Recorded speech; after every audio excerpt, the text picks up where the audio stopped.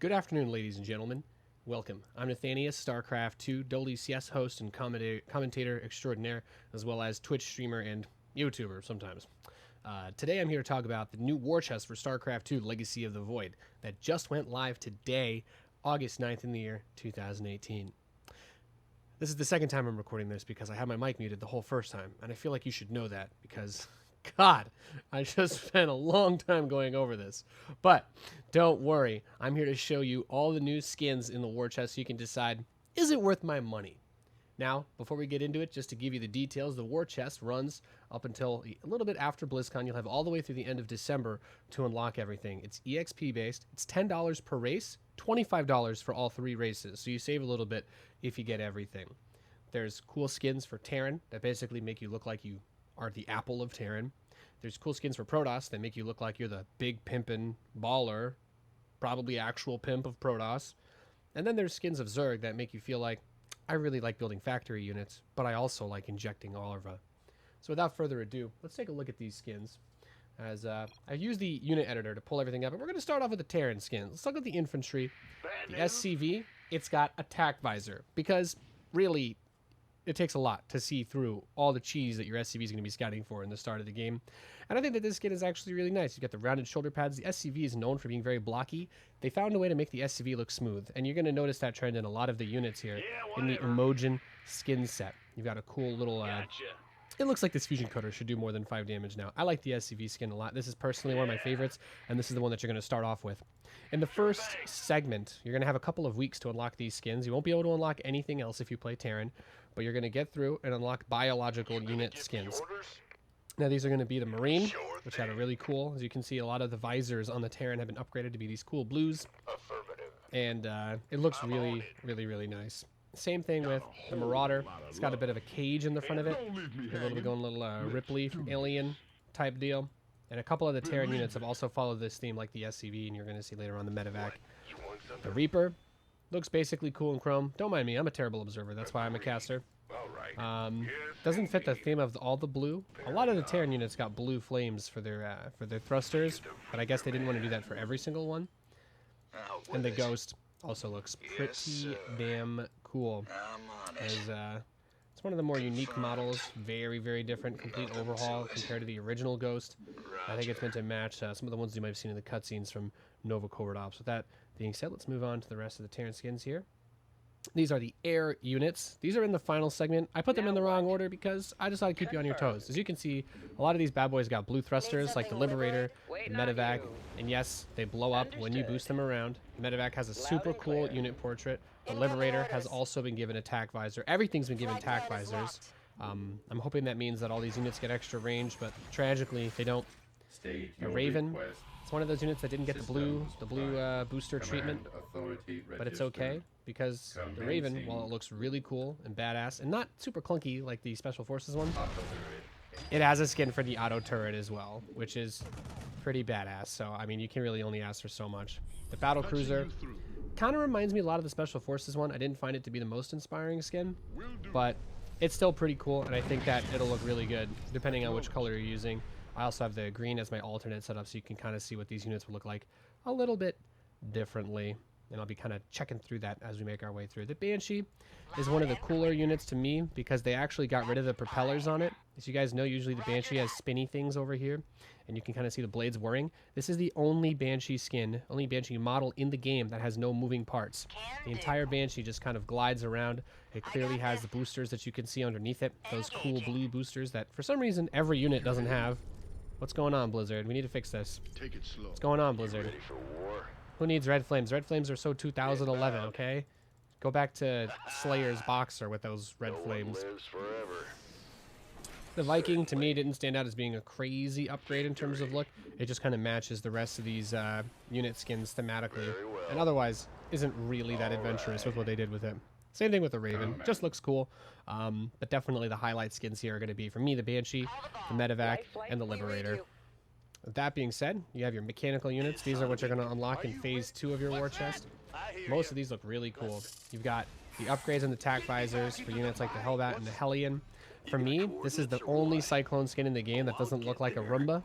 So congratulations. I guess that's what we call the The Apple Roomba, probably. I don't know. The Siege Tank. These all look really cool. If you're a mech player, you got to be really satisfied with these skins. These are super, super cool in my opinion. And I love the way that these units look all next to each other. And even with alternate colors, like this is just a really nice layout for the unit composition. The Widowmine strikes me as not really that interesting, but it's a very small unit, so like what can you really do with it? Other thing worth noting, this is the only Hellion model that does not have a bump around or vibration while it's driving. It is the smoothest moving unit. It is the only Hellion skin, and if you look at the collection tab in StarCraft and you look at all the skins, you'll see it's the only model in the preview that doesn't shake either. I believe its tooltip had something along the lines of how they made it even more comfortable, and basically it's the smoothest driving Hellion ever made, and we think you're gonna love it. The Thor, it's an engine of destruction, and they gave it the rounded treatment a little bit on those rough edges. This looks super badass. This was the highlight marquee skin when they were advertising and announcing the Emojin skin set. And this one just looks awesome. You've got your cool blue visor. A lot of the units have had this. Make sure you research Blue Flame, otherwise your Hellion isn't going to mix in with the rest of this skin set. And with that being said, a lot of people had opinions on the Protoss skin set, and that's what I want to take a look at next. So without further ado, we're going to look at the Golden Age Protoss. And I didn't think that these looked as bad as a lot of people were worried about when it got announced. A lot of people were like, well, you know, it doesn't really look that different. And I think maybe on low graphic settings, perhaps that could be an issue. But I thought that the probe skin, it looks really cool. They did a lot of changes in terms of making these units look like they basically came from a newer game. It looks like they just put the most high resolution assets that they could get into it. But the things that stand out immediately, the probe has a bit more of these like edgy things to it. I think it actually looks a lot cooler than the normal probe. And if you're on high graphics, obviously this gold looks beautiful, and it gels well with all of the colors in this game. This is your big pimpin'. The Archon stands out as having that badass Brood War focus. You've got your haha, we need the focus. Anyway, you got your little Jimmy Neutron things moving around the outside. It's a really, really, really cool looking unit skin for that reason alone. The Dark Templar, it's basically Zeratol, and it looks super cool.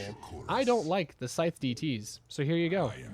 If you use this skin, just like how the Purifier skin only gives you the Scythe DT, this skin is only going to give you this Dark Templar with the Warp Blade, not plural. The High Templar, you guys notice in the portraits as well, a lot of these guys are basically just, it looks like the bloom is turned up really high, and these are just made to look cool. The Nerazim units are all looking a little bit more purple. You're going to see that reflected in their air units as well. But the Adept and the Sentry are also basically just more gold versions of the default units. I have a Zealot here somewhere. I don't know where he ran off to. We'll see if we can find him. And we take a look at some of the air units. You've got your Carrier. This is basically full-on Golden Armada. It's not really a big model change. Same with the Phoenix. They just made it look a lot more gold. So if your favorite movie is Austin Powers Goldmember and you love gold, you're going to love this. Meanwhile, the Nerazim air skins, well, you're going to see they suffer from the case of the purples. Those guys got stuck on the mothership. What are they doing? The Tempest suffers the same treatment. These model changes aren't crazy. This is definitely the least ambitious in terms of the actual models that Blizzard has gone with skins. But they're kind of going for like this Golden Age classic look, and I guess that they've nailed that, but I don't know if it was very inspiring otherwise. The mothership, of course, looks very regal as always, but between you and me, I still think the forged one and the Purifier ones look a lot cooler. However, having a purple Oracle, I mean, you know, as long as you're styling on people when you're cheesing them and killing all their stuff, nothing wrong with that. And then we have our robotics facility units. The Zealot, this is where he ran off to. He basically just looks like he's plated out in gold. The Disruptor's the same. The Immortal's got some other darker textures around it that definitely make it stand out a little bit more. But to me, the highlights of the robotics facility are the Colossus and the Warp Prism. The Warp Prism looks really cool. They took some thematic elements from the Shakuris Warp Prism that they put on sale that you could buy on its own. But this one uses the same basic setup of a Warp Prism that you see in the default version in StarCraft 2.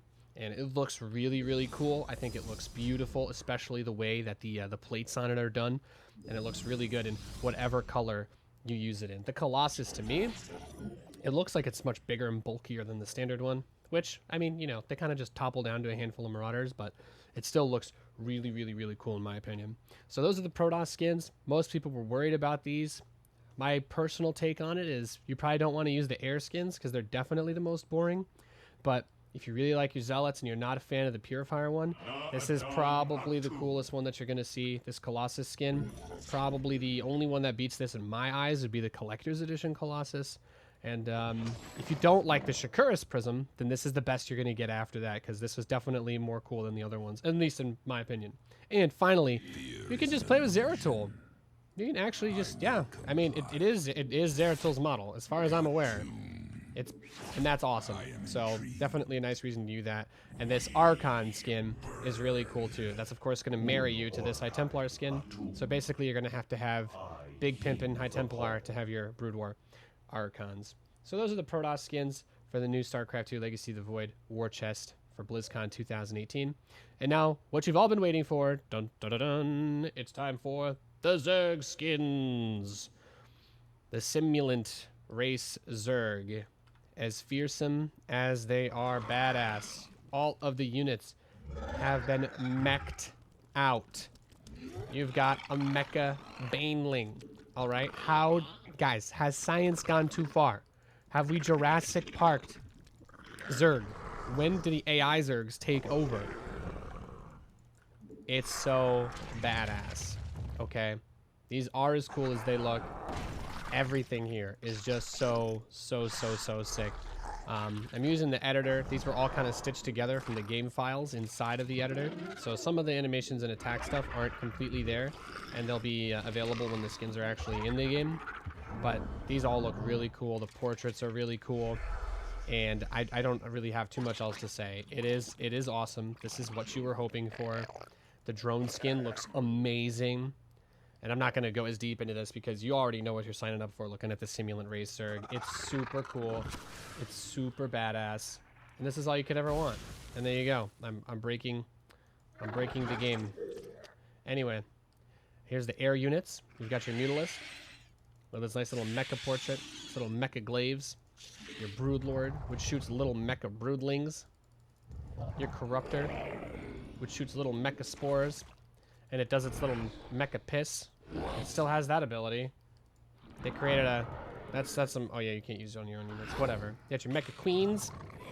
Your mecha overseer. Your overseer with a little mecha eyeball over it so that it can see and reveal even further. Doesn't get much cooler than that. I don't know if they changed the eggs though. That's... You know, this was like a difficult part.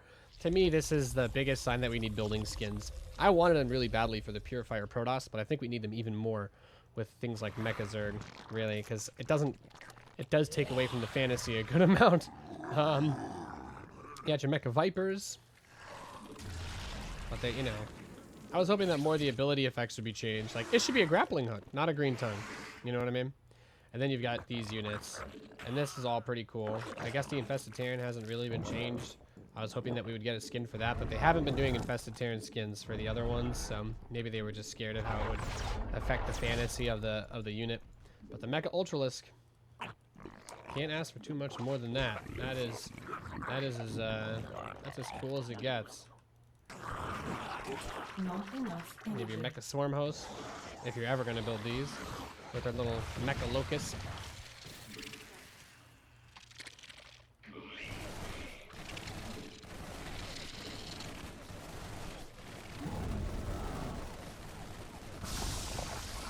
And awesome death animations, by the way, for those units as well. Yeah, I didn't have as much to go on here because you already know what you're getting when you look at these Mecha Zerg units. So anyway, that's the Season 3 War Chest for BlizzCon 2018. You guys have a lot to deliberate over because I feel like these Zerg skins are a must-have for any StarCraft 2 player. The Terran skins are beautiful, and I say...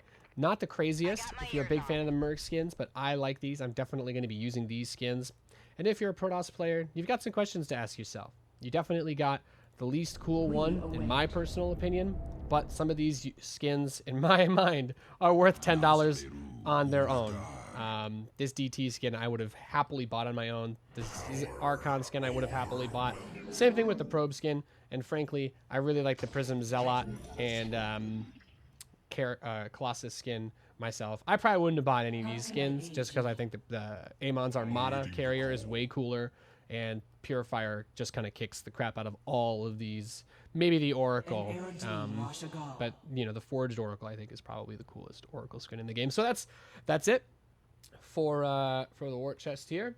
I hope that you guys enjoyed this video. If you did, please comment, like, subscribe, come tune into my stream, twitch.tv/Nathanias, where I'll be giving away war chests as a cool little incentive all throughout my streams during the course of this war chest being on sale. Thank you guys so much for tuning in. I hope you have a fantastic day wherever you are in this great big wide world, and I'll see you later. Cheers.